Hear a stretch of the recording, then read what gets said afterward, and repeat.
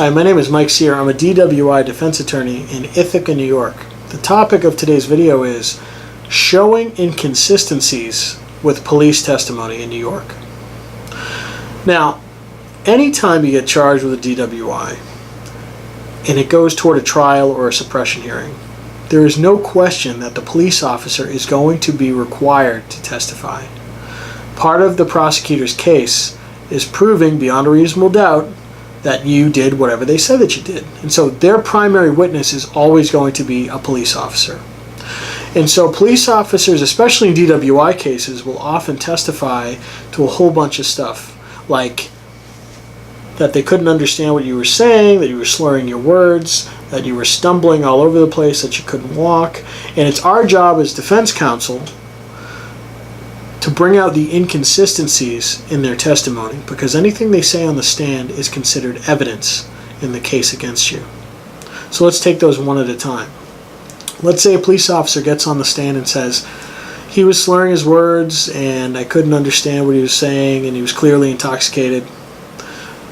Then over the course of the rest of his testimony, he goes on to say that you answered questions and that he told you where you were coming from and where you were going and what you had to drink and, your name, your address, your phone number, all that kinds of stuff. And then he questions you for an hour.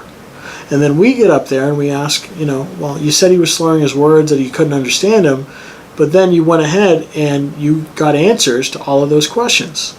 So he was clearly coherent. He understood what you had to say to him.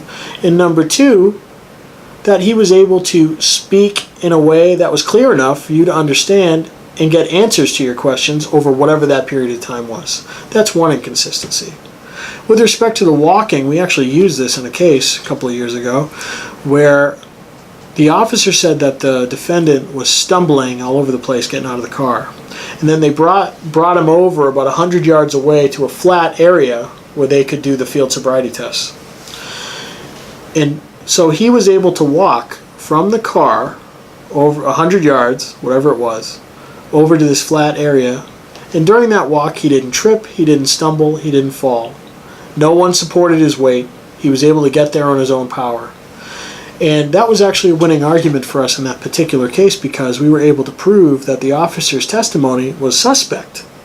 When he was saying the guy was falling all over himself, we were able to prove that he walked fine over to wherever they wanted him to go without a problem. And so that just called everything that the officer had said into question. And that's what bringing these inconsistencies out does. It gives some doubt into all the things and all of the testimony that the officer is giving. And that's what our job is. If you have any questions about defending a DWI case in the state of New York, specifically in the Finger Lakes region, please give us a call, shoot us an email, or fill out the form on our website, and we'll be more than happy to talk to you about your particular set of circumstances. And thank you for watching this video.